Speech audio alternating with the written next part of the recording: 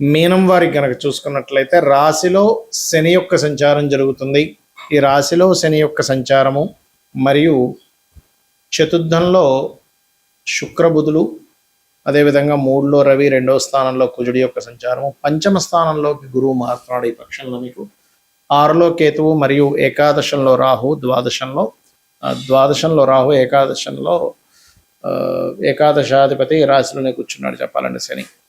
మరి ఈ భాగ్యస్థానంలో ఉండేటువంటి చంద్రుడు ప్రత్యేకంగా 7-8 రాసులు తిరుగుతాడు ఈ పక్షంలో. ఈ యొక్క గ్రహస్థితిని అనుసరించి మీకు ఎటువంటి విషయాల పట్ల జాగ్రత్త వహించాలి, ఏ దేవతారాధన చేయాలి, ఇటువంటి విషయాల్లో మీకు బాగుంటుంది అనేటువంటి అంశాలు చెప్తుంది నేనైనప్పటికీ చెప్పిస్తుంది సాక్షాత్ లలిత అమ్మవారిగా భావిస్తూ ఆ లలితాంబిక అమ్మవారి యొక్క అనుగ్రహం మీకు పరిపూర్ణంగా కలగాలని మనస్ఫూర్తిగా కోరుకుంటూ, ఇక్కడ గమనించినట్లయితే ఈ యొక్క గ్రహాలు ఏవైతే ఉన్నాయో అంటే మీకు రాశిలో శని యొక్క సంచారం జరుగుతుంది, ఏలినాడు శని ఉంది అనేటువంటిది కొంత చింత ఉంటుంది. కాకపోతే ఏం టెన్షన్ పడకండి. గురువు యొక్క దృష్టి ఎప్పుడైతే మీకు పంచమంలో గురువు వచ్చాడో శని యొక్క ఎనర్జీ, నెగటివ్ ఎనర్జీస్ని తగ్గిస్తాడు ఇక్కడ గురువు. కాబట్టి కొంచెం పోస్ట్పోన్ చేయడము, ఆలస్యం చేయడము, సర్లే ఏం కాదులే అనేటువంటి కొన్ని విషయాల పట్ల నెగ్లెన్సీగా ఉండడం చేయకండి.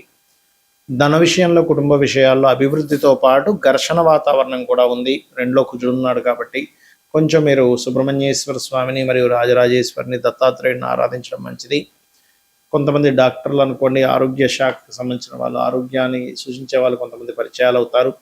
ఎప్పటి నుంచో మీరు కొన్ని కోర్సెస్ చేయడానికి మరియు అదేవిధంగా కొన్ని విషయాల్లో చూడండి, మనం ఒక్కోసారి ఏదైతే ప్రాపర్టీ తీసుకుందాం అనుకుంటాం అటువంటి వాటికి చాలా అనుకూలంగా ఉంది. సంతానం పొందడానికి కూడా అనుకూలంగా ఉంది చెప్పుకోవచ్చు. మరియు అదేవిధంగా 6వ స్థానంలో కేతు ఉన్నాడు కాబట్టి నిత్య జీవితంలో కొన్ని ఆటంకాలు తగ్గడానికి నిత్యము గణపతి ఆరాధన చేయడం ప్రాక్టీస్ చేయండి. విదేశాలకు వెళ్దాం అనుకునేటువంటి వారికి చాలా అనుకూలంగా ఉంది చెప్పాలంటే. కాకపోతే ఇక్కడ ఎప్పుడైతే గురువు మారుతున్నాడో, ఈ మారినటువంటి గురువు ఇక్కడ ఎప్పుడైతే కర్కాటకంలోకి వస్తున్నాడో లగ్నాన్ని, లాభస్థానాన్ని కూడా వీక్షిస్తాడు, ఇక్కడ భాగ్యభావాన్ని కూడా. కాబట్టి దూర ప్రాంతాలకు వెళ్ళి, వేరే దగ్గరికి వెళ్ళి ఎవరైతే ఈ వ్యాపార సంబంధించినటువంటి విషయంలో అభివృద్ధి కోసం ప్రయత్నం చేస్తుంటారో అభివృద్ధి కూడా కలగనుంది. ఏలినాటి శని ప్రభావం తగ్గడానికి కాస్త నువ్వులు దానంగా ఇవ్వడము, ఆలయాల నూనెని దీపారాధన కోసం వాడుకోవడానికి ఇవ్వడం చేయండి. మీకు అన్ని విధాలా బాగుంటుంది. మనకి ఈ గోచారంలో ఉండే గ్రహాల మూలంగా కూడా ఇప్పుడు చూడండి, సర్వసాధారణంగా మే ఎండింగ్ కల్లా అయిపోతుంది మనకి ఇప్పుడు కూడా ఎండాకాలం అనేటువంటిది. జూన్ నుంచి చాలా చల్లగా ఉంటుంది, కానీ ఈసారి అలా ఉండదు. ఆల్మోస్ట్ మే 23 తేదీ వరకు కూడా కుజుడు మేషంలో ఉన్నంత కాలము కూడా వేడి అనేటువంటిది ఎక్కువగా ఉంటుంది. గుర్తుపెట్టుకోండి, ఎండ తీవ్రత ఎక్కువగా ఉంటుంది. ఈసారి ఉండేటువంటి ప్లానటరీ పొజిషన్స్ వేరు. అలాగే కయ్యానికి కాలు దూతున్నట్టుగా ప్రతి దేశం కూడా ఏదో ఒక కారణం చదవండి. లాస్ట్ ఆల్రెడీ 2-3 నెలల నుంచి చెప్తూనే వస్తున్నాం, ఈ కుజుడు మారినా కూడా ఈ ఫలితం ఉంటుంది అని. ఆ రకంగా మరియు ఎప్పుడూ చూడనంత వర్షం, ఎప్పుడూ చూడనంత వాటర్ రిలేటెడ్ ఇబ్బందులు, అంటే చూడండి ఒకేసారి పెద్ద ఉప్పెనలా వస్తూ ఉంటాయి, అటువంటివి రానున్నాయి. కాబట్టి నీటికి సంబంధించిన, అంటే నీటి ప్రదేశాలకు దగ్గరలో, అంటే సముద్రాల దగ్గర, నదుల దగ్గర, మరియు మనకి చూడండి ఒక్కొక్కసారి లాస్ట్ టైం కూడా మన విజయవాడలో వచ్చింది చూసారా, ఆ ప్రవాహం కాస్త వర్షం ఎక్కువ రావడం వల్ల అటువంటి వాటి దగ్గర నివాసం ఉండేటువంటి వారు కాస్త జాగ్రత్తగా ఉండండి. మరియు నీటి మూలంగా కూడా వచ్చే వైరస్లు ఉన్నాయి కాబట్టి కాస్త కాచి చల్లార్చిన నీరు తాగుతూ ఉండండి. ఇక ఇక్కడ గోల్డ్ రేట్ అనేటువంటిది ఒక 1 year వరకు ఫ్లక్చువేషన్ అనేటువంటిది అవుతూనే ఉంటుంది, పెరుగుతుంటుంది, తగ్గుతుంటుంది. ఈ యొక్క ఇదైతే ఉంది క్లియర్గా. ఇక మరొక విషయం ఏంటంటే, ఒక రాజకీయ నాయకుడికి అతని పదవి మీద కొంత ఇబ్బంది పడే యోగం ఉంది, చాలా సీనియర్ రాజకీయ నాయకుడికి. ఎందుకంటే ఇక్కడ ఉండేటువంటి రవి ఉండే స్థితి, రవి రాశుల్లో ఉండే కేతు స్థితి ఉంది కాబట్టి రాజకీయ నాయకులు కొద్దిగా జాగ్రత్తగా ఉండాలి. ఇక్కడ ఎప్పుడు కూడా గోచారంలో మనకి గ్రహాల యొక్క మార్పుల వల్ల మన జన్మ జాతకంలో ఉండేటువంటి ఏవైతే భావం ఉంటుందో ఆ భావం యాక్టివ్ అవ్వడము లేదా డియాక్టివ్ అవ్వడం అనేటువంటిది జరుగుతూ ఉంటుంది. అయితే ఎప్పుడు కూడా గోచార ఫలితం ఒక 10 to 15% అనుకుంటే మీ పర్సనల్ చార్ట్, ఎందుకంటే మీరు పూర్వజన్మల్లో ఎటువంటి మంచి కర్మలు చేశారో తద్వారా జననం, ఎటువంటి మనకు తెలుసో తెలియక కొన్ని అజ్ఞానంలో కొన్ని కర్మలు చేస్తుంటాం, తద్వారా కొన్ని ఇబ్బందులు పడుతూ ఉంటాం. కాబట్టి ఎప్పుడు కూడా మీరు గుర్తుపెట్టుకోండి, మీ పర్సనల్ చార్ట్నే ఇక్కడ చూసుకోవాలి. అంటే మీ లగ్నం ఎలా ఉంది, లగ్నాన్ని బట్టే మనిషి యొక్క తత్వం ఉంటుంది. మీ ధనాధిపతి ఎలా ఉన్నాడు, అంటే మీకు ఏ మార్గంలో ధనం ఉంది, ఎప్పుడు మీకు ధనయోగం బాగా ఉంది, ఎప్పుడు కొంచెం ఇబ్బందికరంగా ఉంది అనేటువంటి విషయం చూసుకోవాలి. గుర్తుపెట్టుకోండి ధన సంబంధించిన విషయంలో.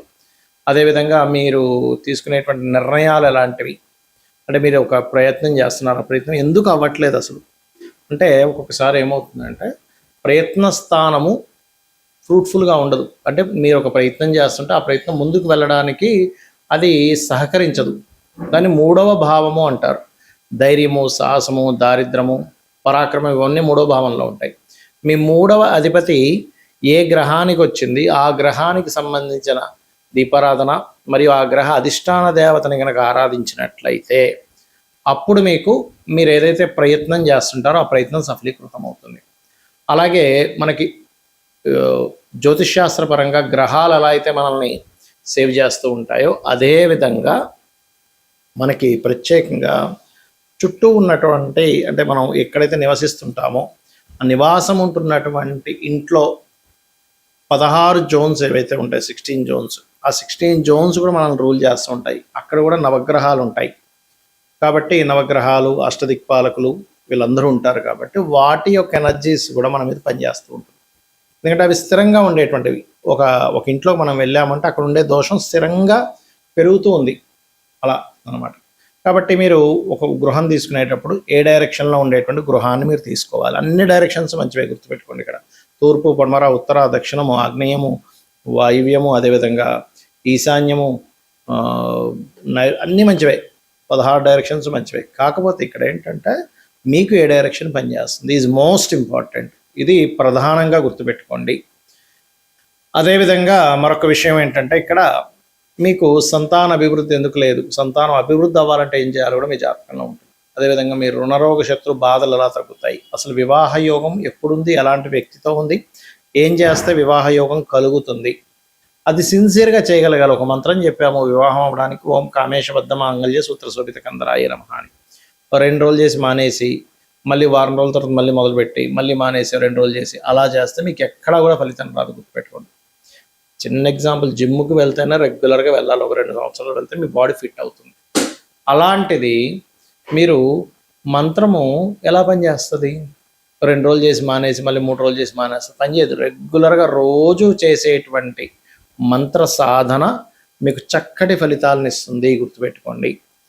అలాగే మరొక విషయం ఏంటంటే ఇక్కడ గమనించినట్లయితే మీరు ఎప్పుడూ కూడా మీ జాతక చక్రరీత్యా, అంటే మీ యొక్క దీని పరంగా చూసుకుంటే ఎప్పుడు కూడా గుర్తుపెట్టుకోండి, మీ లైఫ్లో ఒక మంచి దశ అనేటువంటిది ఉంటుంది. ఆ మంచి మహాదశ ఎప్పుడు ఉంది, మంచి అంతర్దశ ఎప్పుడు ఉంది, అప్పుడు ఎక్కడా కూడా మనం రెస్ట్ తీసుకోకుండా పని చేయగలగాలి.